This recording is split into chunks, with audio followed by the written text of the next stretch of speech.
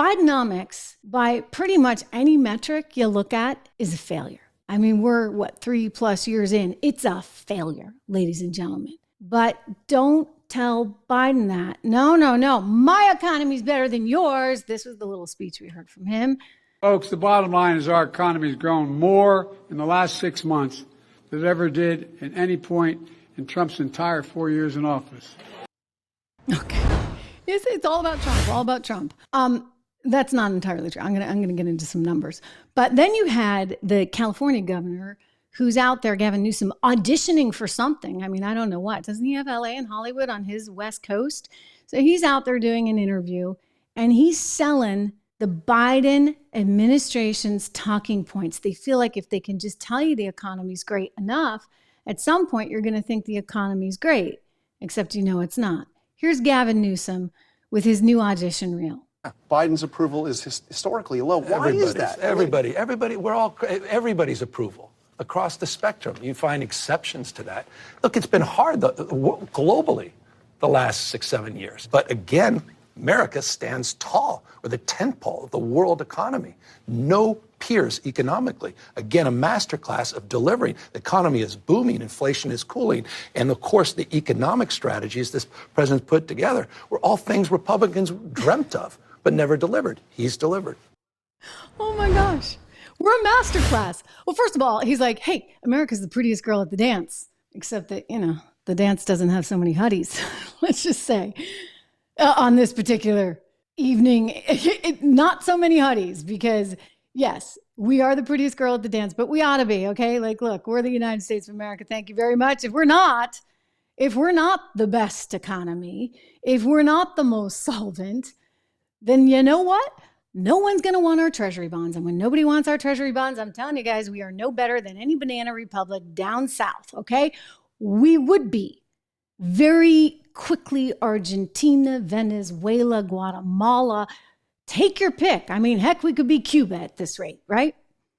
So we have the benefit of having those treasury bonds that everybody wants. And the reason everybody wants it, they want to invest in the U.S. is because, yes, we are always the prettiest girl at the dance.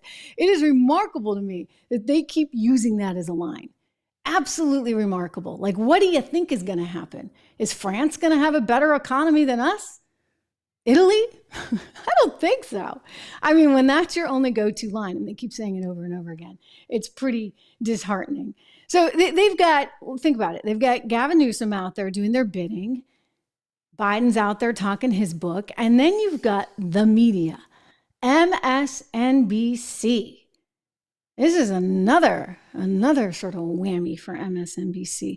They got this guy who is an economic expert, and he's trying to tell you that the economy is fantastic, absolutely fantastic, and that anybody who tells you otherwise is just gaslighting you. And I'm like, whoa, no, buddy. I think you're trying to gaslight us. I'll explain. I got charts and everything to go with it, but let's listen to this MSNBC guy for a minute. Prices are rising, making the sting of inflation a little easier to handle. It's worth reminding everyone that President Biden doesn't control inflation, just like President Trump isn't the one who controlled inflation when it was going down. When inflation hit its recent highs in America, it was up all around the world. American inflation was comparatively lower than in similar countries like Western Europe. But the Biden economy has been strong. Strong job growth, historically low unemployment, rising wages, growing consumer confidence, strong economic growth, lower inflation, and a stock market that's breaking records. There's no evidence to suggest that we would see a stronger economy if Donald Trump returned to the White House. And anyone who says the economy is in bad shape right now is uninformed, or they're gaslighting you. I do believe that's what they were saying. Not to scare anyone, but back in 2006 and 2007, ahead of the 2008 housing disaster crisis that nearly sent us into another depression.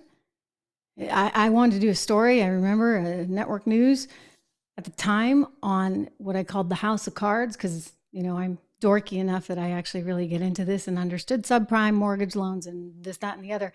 And I was trying to explain to the producers, and they're looking at me going, but the market's at a record high. And I'm like, yeah, but look at all this stuff. We got warning signs. Now, I'm not saying that that's going to happen. I certainly hope it's not going to happen.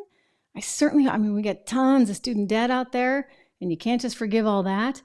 People are increasingly getting more into debt. We get a housing market that is on fire still. And that's concerning only in that if at some point interest rates have to go up, and one thinks that at some point they have to go up, right? That might be problematic. I mean, there's a lot of things that you should and could, and it would be sort of foolish not to worry about. I hope that none of that happens. And look, I invest for the long haul, and I believe in America, and I believe in our equity markets. All that said, let's look at a couple charts. So Trump versus Biden, what is it really? Let's take a look at a few of these things because we can break it down. Just in terms of jobs, this is a totally flawed number. And this is what they're going to keep using. The reason it's flawed, ladies and gentlemen, is because there was this little thing that happened called 2020. And our economy dropped like 34%, all right, in 2020. I mean, like there was a really bad quarter in there because we shut everything down. So what happened? Oh, people didn't have jobs. And so they're not taking that out. So it's not an apples to apples comparison. It's really not. And let's go to another, because this is the Biden versus Trump jobs. Biden versus Trump economic growth. Technically, I think Trump wins this one because, again, the economy plunged some 34% that one quarter, right? We recovered the next quarter, but that was time that was just lost. I said it back then. Listen, you guys need a strong economy to fight this thing, so don't screw it up. They kind of did. They closed down everything. Everybody panicked. And I'm not saying that you shouldn't have done what you needed to do to help people that needed to be helped and taken care of. But let's be honest with ourselves. They didn't even do that, right? They were sending people with COVID into nursing homes in the state of New York. So Trump wins this. I mean, you don't even tell me Biden has a slight edge because he did not have March 2020 in his economic picture. Let's go to the next one. This is Biden versus Biden. We want to credit our friends at Yahoo Finance with these lovely graphics. I actually had done all the research, so I had all the numbers printed out, and I was going to try, but hey, it was right here. So we're just going with that. Biden versus Trump on stocks. Yeah, Trump has the edge there. I guess, there's a lot of different reasons for that. The market had been going up. People got a little scared in March 2020. If you were watching me, I told you this was ridiculous and that nobody should actually be this scared and the market shouldn't be tanking 2,000 points. I was right. And of course, at some point, everybody was home and had nothing to do. So what did they do? They traded stocks and the market went even higher. So Trump has him beat there. We got, I think, 2 more charts for you that I want to show. So let's go to the next one here. We've got inflation. Well, wow. Look at that. Okay, so this is a home run for Trump. Like, Biden, that's one heck of a speed bump you got there, buddy. That's like, a pretty steep hill. So Biden has had a lot of inflation and we're still feeling the effects. And every time I go to the grocery store, you guys have heard this story, and I'm sitting there looking at eggs or butter or milk. I'm like, you got to be kidding me. Or the other day, this was great.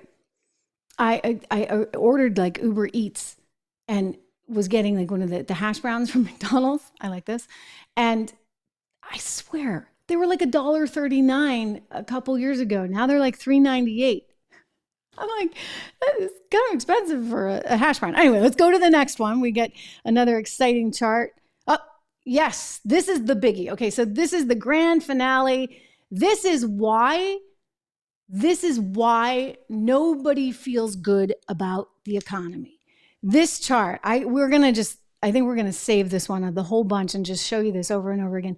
This is why nobody feels really good right now, because your money doesn't go as far. Your income growth has not been as strong. And by the way, your dollar doesn't go as far because of inflation. So you had strong income growth under Trump versus very poor income growth under Biden. Now, in the last year, he's kind of creeping higher. He's trying to turn it around. But this is fundamentally, guys, why a lot of people have just said, you know what? I didn't sign up for this. This was a bad trade.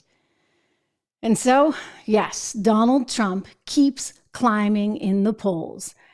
And they're going to try and tell you something that's very different. Maybe take a screenshot of that Yahoo Finance thing.